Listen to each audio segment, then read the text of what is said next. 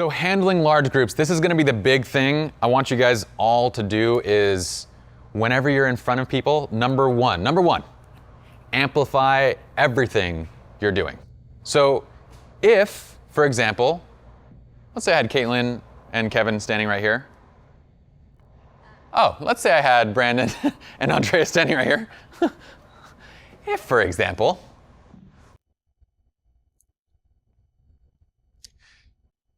okay, I'm gonna have you guys stand right there. And what I mean by amplify is we're gonna take our presence, our authority, our warmth, and we're gonna step it up a level as soon as we turn to an audience. So for these two, I'm gonna be like this. I'm gonna say, okay guys, I want you to go do this, hug into each other. That's perfect, I love that. Oh my gosh, that looks so great. Okay, now let's say that you are standing here with this entire audience with you for the shot. That same thing. All right guys, so here's what I'm gonna do. I want my bride and groom right here in the center. You guys look amazing. Oh my gosh, that's so fantastic. I love it, I love it. That tie, Vaughn, it just works. It freaking works for you and I love it. Carry your presence and amplify literally everything that you're doing up. Bring it up, exaggerate your motions with your hands, exaggerate the volume of your voice. Be happy, be cheerful. You're as much trying to keep them entertained as you are trying to get them into a pose. Okay, so amplify everything. Thanks guys, you guys can go ahead and sit back down. I want you guys to communicate through every single thing. I'm gonna show you how uncomfortable it is when you're standing up here and I'm not properly communicating. And you'll feel it, and I want you to tell me how it feels. Entertain, have a good time, talk about their ties, talk about lipstick. Oh my gosh, Emily, I love your freaking lipstick. The way that it matches your dress, it's gorgeous. I just like it. You guys wanna know why I do these things around the office is because it's what I do in front of people too. It's like, people will love you for noticing these small things that they're doing, right? No. I love your lipstick, it's great, it's fantastic. Okay, and understanding group dynamics. And what do we mean by that? Group dynamics are things like, I have a sister-in-law that I can't stand. Please don't make her stand next to me, okay?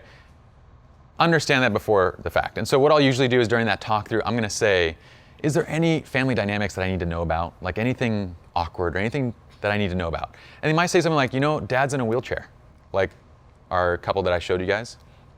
No problem, we'll make every pose work, that's totally fine. And I'll say, oh, dad's also remarried and we don't really like mother-in-law. No problem, we'll make sure that she's not like right next to you guys. Is it okay if she stands next to dad? Yeah, but is it okay if we also do a photograph without her so we just have like mom and dad on each side? Totally, we'll do both so that way we're not hurting anybody's feelings. So understand the group dynamics so that you guys are doing everything that's necessary to protect feelings and get them the images they want. Because guess what's gonna happen? If I pose somebody that you don't like next to you, what happens to that photo when you look at it, Vaughn? That's the first thing I'm gonna see. You're not gonna want it, you're not gonna post it, you're not gonna use it. It's not what you want, right? And at the same time, let's say your mother-in-law, you want a photograph without your mother-in-law in it, you just want mom and dad on each side, but then I ostracize mother-in-law completely from all the photos. What do you think happens? Drama, right? You're in control of this. You guys control the family. So I'm gonna say, oh, that's perfect. Vaughn, I want you to stand right there and mom and dad on each side, and I want you, my dear, to stand next to your husband. That looks fantastic, that's beautiful. Great, let me get that shot, perfect. Let me get a close up, oh, I love that. Hugging to each other, guys, that's fantastic. And you know what, love, can I have you step out for 1 second? I'm just gonna get these three right here. Let me get that real quick. And then you just push forward. Now you're including without discluding, right? So understand those dynamics and work with it. Any questions on handling large groups? I'm gonna tell you, this is the biggest challenge you're gonna face on the wedding day, and this is the reason why photographers dread formals, and they dread family shots, and they dread all these things, is because they don't like standing in front of people. This is literally more public speaking than it is photography. Put your camera down and focus just on the public speaking. Focus just on that aspect of it. And if you're creating images like these, understand that this is gonna get you more clients far quicker than any couple's photos you could possibly take. On average, do you know how many minutes that these particular poses took? Yes. The ones that you've been showing us? Yes. So on average, a group shot like this with roughly 12 to 16 people, expect to spend about 5 to 10 minutes posing and then shooting it. So I would say maybe like once you get good at this, 5 minutes to pose it is enough. I think we spent maybe 7 to 8 minutes with Chris's group, posing that large group. It was like 20 something odd people. It's fine. But know that the longer that you take for this, the more restless your group becomes, right? The longer the time is extended, the more you have to keep amplifying your personality and everything to keep them interested, to keep them engaged. And feel free to say things like, look, I know you guys are tired. I know you're exhausted. It's totally fine. Guys, if you all pay attention to me so I can get you guys into this pose, I'll get you in and out a lot quicker. Be loud, project your authority with your presence, with warmth, so we're not coming off as arrogant, right? Because that's very easy to say, hey guys, I need you to listen to me right now. We just projected authority, we had presence, and we lacked all of our warmth, and we came off like a dick. Do you have any other tips for when the client wants both the very elegant, time-consuming shot, but also more categorizations or groupings than you have time for? How do you word the hey, we can only do this or that kind of a decision that you have to put them to? So communication and planning, the first course in the wedding series, is all about controlling those expectations. The main thing is when a client says, oh my gosh, this is that photograph that I want above my mantle. This is that shot. Then we go, great. When the timeline comes, we say, hey guys, you said this was the shot that you wanted above your mantle. The only problem is you only gave us 5 minutes for all of your formals. And then you say, look, if we're gonna do that, that's great. I just wanna make sure we're able to have the time that we need to get the shots that you want. And that's when you're gonna say, a shot like this usually would take 10 minutes to set up and shoot. So if you wanna do 2 or 3 of these, that's about 20 to 30 minutes worth of these types of images. We wanna make sure we have the time for that. If you wanna do both sets of traditional and whatnot and editorial stuff, we're gonna need a little bit more time. So give us an hour for family formals and for all the shots that you wanna get. Or what we could do is we could do standard family shots for most of the relatives, and then we could do a couple editorial shots for the immediate family. So you're just gonna communicate that all up front when you get the timeline, when you realize what their wants and needs are, and when those two things don't match up, you're gonna make sure that they understand prior to. Put the choice onto them. What I'll usually say is, if we only have this choice, if we only have the time of doing one or the other, which would you prefer? And they'll say, you know, if we don't have time, just do the standard symmetrical shots. Just do those basic shots and that's good enough. Or, you know what they might say is, I just want these shots. If we don't have time, just do these. So, and by the way, again, you can do this shot with them both smiling and, you know, smirking and serious. So I would still rather have this shot as a smiling shot than have just the standard symmetrical formal for myself personally. If they were smiling, I'd rather have this over the other one. So it's gonna be, usually I'm not encountering clients that are like, oh, I gotta have this one and the standing symmetrical shot. It's one or the other. Does that make sense though? We just need to make sure we communicate it up front. Oh, lovely. Okay, so hopefully you guys know how to do this. That's really it. That's really all I'm trying to get to, is doing this. Any other questions on group posing? Handling large groups? Anything to add, Joe? They were good. Good? Let's go to the next chapter. Let's start our live shooting. We're gonna do shoot challenges. It's gonna be a lot of fun. I'm gonna see you guys in that video. All right, let's get this thing started. We're gonna go ahead and jump in. We're gonna start with our 15-second posing challenge for men. The way this is gonna work is each of our shooters is gonna have 15 seconds to put our male subject into a pose that achieves certain things. We'll give you guys a definition of that, and you guys are gonna have 15 seconds to pull it off, shoot the image, and then it's gonna come on the screen, we're gonna critique it. So, let's just hang on this shot for a little bit. Camera, who's my first volunteer? Let's get Brandon up. Kevin. Jen, come on up, Jen. Come on up, girl. Jen, we're gonna place him right here, so he's already in the good light. Camera settings should be already set up. You don't have to worry about that. I want you to pull off a shot that kind of features his clothing. I want you to feature his clothing and kind of get him in a nice, candid moment. You ready? grab your camera. Tell me when you're ready to start timing.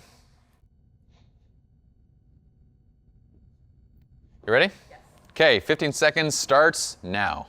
Okay, so I'm gonna have you unbutton your jacket. I'm gonna do kind of like an action shot where you kind of have the jacket and the tie kind of billowing. 10 seconds. So I'm gonna have you grab it and just kind of push forward. Okay? Ready? 1, 2, 3. Just one hand. 1, 2, 3. And then maybe one just walking forward, no hands. 1, 2, 3.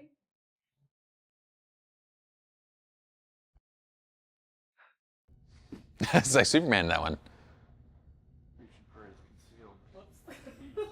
Okay, so you actually got to 20 seconds, but that's all right. Let's see it.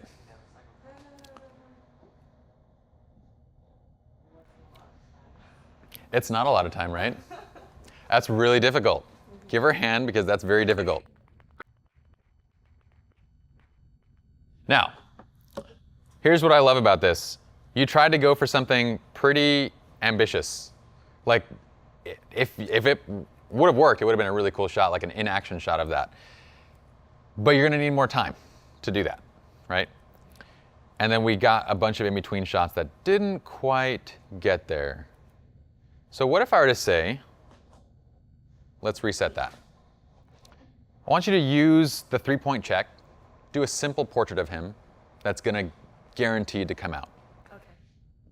Give me his chest, take away eye and chin visual points so that it's a fashion-based image on his clothing.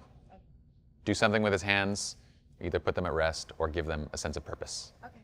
Okay, create that image, and we're gonna go 15 seconds one more time. Let's have you stand right here, and then we need probably her to be mic'd, right? So do you wanna, Joe, can you hand the mic, hold the mic, and just hold it to her side? Okay. All right. Your 15 seconds starts now. Okay, I'm gonna have your left hand in your pocket and your right hand holding the base of your tie right there. A little bit lower, perfect. And I'm gonna have your gaze over here and looking down. Ready? 1, 2, 3. One more. Shift your gaze down more, kind of like, yeah, lower it. Perfect. 1, 2, 3. Stop. So that was 16 seconds. Great job. Really nice. Okay. Analyze.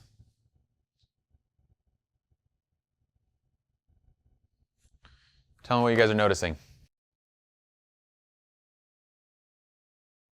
Both images.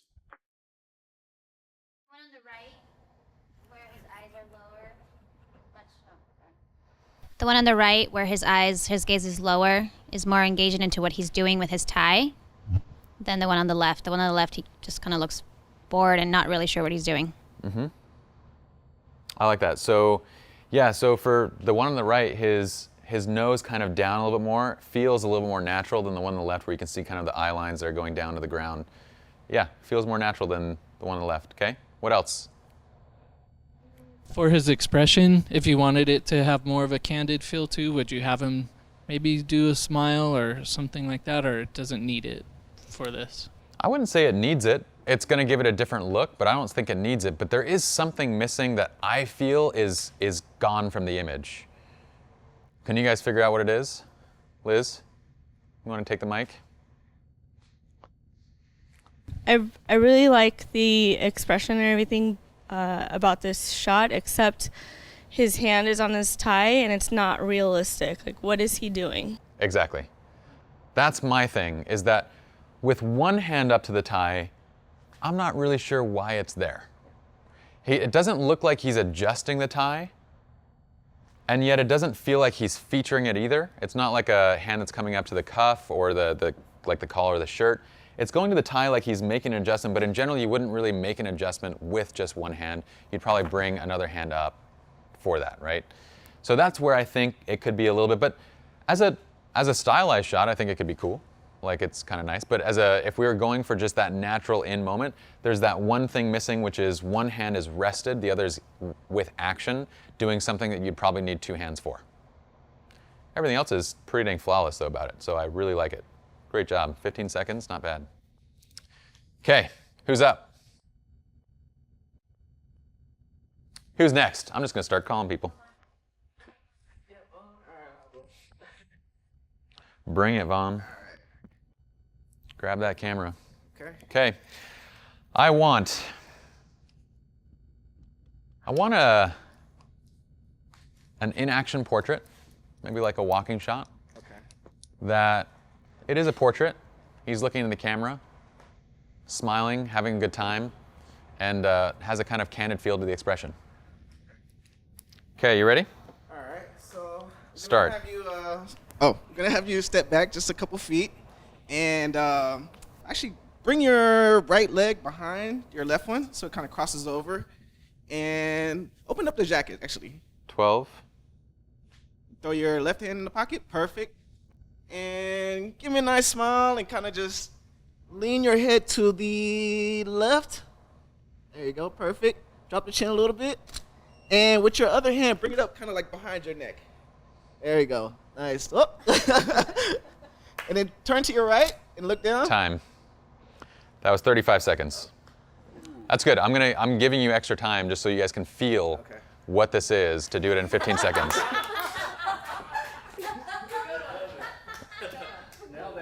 Okay. I love this shot. I want you to do it again. I'm going to count you 15 seconds, actually. 15 seconds. Okay? So think of this. One way that you can get him to do something quicker is to just quickly demonstrate it. Okay. Okay? Here we go. 3, 2, 1, go. All right. So basically, I want you to mirror what I'm doing. 2, 3, Hand behind. 4, 5, 6, 7, Turn this way.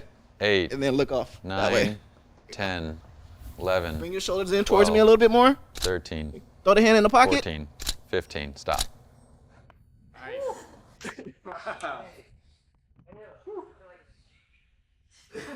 What did he win?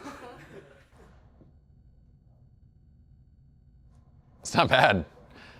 It's a pretty cool stylistic portrait. So we didn't get the portrait part though, because he's not looking into the camera. Yeah. Let's look back at the other images. Let's take a look at the two best that we got from this one. Yeah. There, you nailed it. An in-action portrait. Brandon, you got a little bit of that creepy smile going on, but that's all right. What gives him that? What gives it that sense? Do you guys know? The creepy smile? It's his chin down. So his chin down, he's got that gazing up at the camera look. That's the longing look, right? When a guy does bedroom eyes, it just makes him look creepy. So just have him bring the chin up a little bit, and that'll correct that. It'll be totally fine. I love the one hand in the pocket. I love the other one. I like the inaction. The only thing a little bit awkward about it is the way that the camera caught the leg. Doesn't it look like he's missing a foot? Looks like he just broke his ankle. I wanted it kind of like in between those two, the way his feet are positioned. Totally. So you can still have some gap in between his legs, but still see the other foot. Yeah. What do you guys think about this one? I feel like it was back too far. Mike. Oh. Mike. I feel like his foot was back too far. And I kind of wished he had looked up, but I wasn't thinking. What else? I think the foot placement is fine. I think I would have turned his torso a little bit more towards the camera and maybe his gaze a little bit more like further left. Okay. Yeah, left. The only thing that bothers me actually is the hand behind his neck. I don't really see the purpose of it. I don't understand what he's doing. So that's my thought for this shot in general, is that I like this as a stylistic musician's portrait. Like, like an artist kind of getting a shot like this, and it kind of looks cool and contemplative. I can't think of a reason that the groom would be doing that. Right? So I love these types of shots, and we've talked about this in like photographing the groom, like doing like unique things with the hands and those kind of things, like doing something interesting with like the hand and splitting the face, and those kind of things make for really great stylistic portraits. It's just on the wedding day, I don't necessarily see what it is that we're aiming to achieve with that shot when there's only one of those, because what would go next to this in an album? So that's where I feel like a little bit of a, I would go with this shot with the chin up a little bit less creepy of a smile. I would go with that. But there's also one other correction I would make as far as I'd run the leg back. In reality, you're gonna have more time than 15 seconds, right? The point of this is to see how difficult it is to do it. Okay? I'd run it back so we get the leg out so we don't get that. Also, is there a purpose for his jacket being unbuttoned here? I actually like the jacket open because it looks like he's walking. For me, it works because of the walking. If he wasn't walking, it wouldn't work for me. Okay. It does work. Just keep in mind that if your jacket's open, have him tug down the shirt so you get less wrinkles across the white, okay? Otherwise, close the jacket. Closing the jacket is always gonna be a little bit safer. You can still have them walk and still have it look natural with a closed jacket. So the visual, like my eye draws me into a lot of the wrinkles of the shirt because it's so bright and white. But I like that shot on the left. It's really nice. Okay, great job. We're gonna do small group symmetry, small group editorial, and then we're gonna do a 2-minute large group. Okay, so our bride and groom, let's have our best man, our maid of honor, our photographer. Me. You're her date. And you're his date. Oh, Sean? Sean. Me and Vaughn.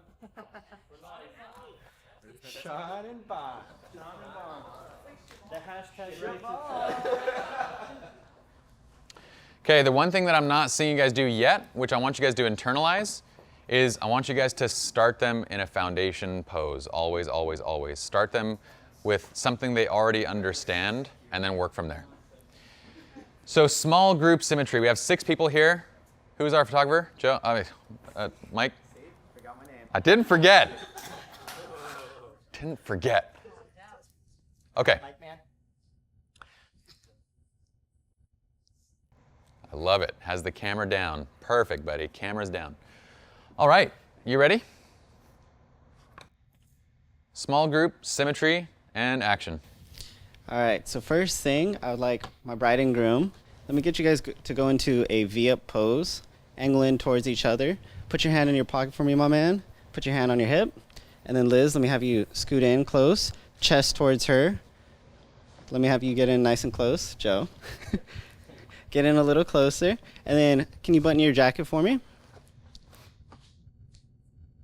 25? Can you go ahead and put your arm around her back? Your other arm, please. And then since you're on the outside, can you put your hand in your pocket? And then Vaughn, let me have you scoot in, hand right there. And then Sean, let me have you get in right there. Perfect. 20 seconds left. And then Liz, let me have you reach up and grab onto her arm. Onto her forearm. 10 seconds. Right here. There you go.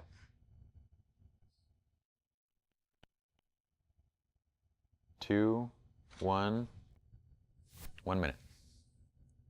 See it. Good job, brother. 1 minute. Was that not easier to do with the camera down? Right? I mean, Mikey? Yeah. Was that easier to do with the camera down? Mikey, was that easier to do with the camera down? Yes, because I was actually able to like kind of guide with my hands, point out people, and Bring the mic to your face. What? Joe's got a wardrobe problem. Okay, we got a critique. Let's do it. I think everything looked really well. Liz, I liked Liz's connection to the bride. The only thing is that I'd say Joe looks a little bit separated. There's that spacing between him and Liz that makes him look like a kind of like a stranger hopping in. Yep. But yeah, that's my critique. Okay. Maddie, then Jen. I was noticing that, and I thought to correct it that maybe Joe and Liz could do the hand pose where she holds her hand back and he holds her hand, and then if he brought his left shoulder in, that would perfect it. I love the wardrobe malfunction on Joe. Jen? I think if I was gonna take the photo, I would at least give them a cue to just be like, okay, smile, ready, 1, 2, 3, because it seems like no one else smiled except for the bride and groom. That was my big thing. When you were ready to take the shot, you didn't tell them what you wanted them all to do. So he just took the shot. That's, I think, one of the biggest pieces that's missing in this is some sort of something to get them all on the same page. Okay? Other small thing is like, do you notice where's the visual weight of the image? On the right. Why?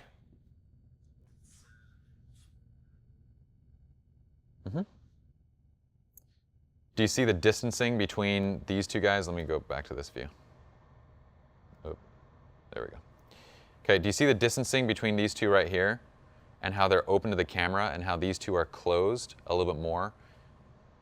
There's a little bit of visual weight that's missing on the left side. Also, one other thing that I'm noticing is like, I told you that these two were a couple, right? But there's not really a connection between them. So what I might have done is, once you open them up a little bit, have this hand come down and hold his. And then what you can do is bring her other arm, her left arm, up and through the bride's if you want to create that connection. So that way you do that. I don't know if you're concerned with Liz just got married, Joe's already married. Didn't want, that could have been a concern. Maddie? That was my idea. Liz holding Joe's hand. Okay. I was going to say Sean and Vaughn could switch places. Well, and if these guys are dating, it doesn't look like it right now. So that's the other thing. He was his date. So I really don't feel like a closeness there. And I think you missed an opportunity for blackmail. So, all right. Great job, though. That's a really good job. With a minute, like, you guys are frequently tasked to do a small group shot like this in less than a minute, right? So this is a very reasonable challenge to try and face and to kind of get a perfect shot. Did you guys also notice the gap between the bride and groom? That's the other thing. Yeah, that's unacceptable. Hips. Get the hips. Get the hips. Okay, so let's go ahead and I want to see what time we got. We probably should do let's go ahead and do a small group editorial.